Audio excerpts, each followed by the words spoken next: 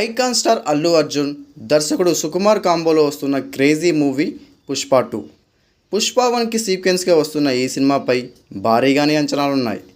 ఈ సినిమాలో హీరోయిన్గా రష్మిక మందన నటిస్తుండగా ప్రధాన పాత్రలో సునీల్ నటిస్తున్నారు. ఇటీవలే అల్లు అర్జున్ బర్త్డే సందర్భంగా టీజర్ని విడుదల చేశారు. పుష్ప దెబ్బకు YouTube shake, social media shock అయిపోయింది.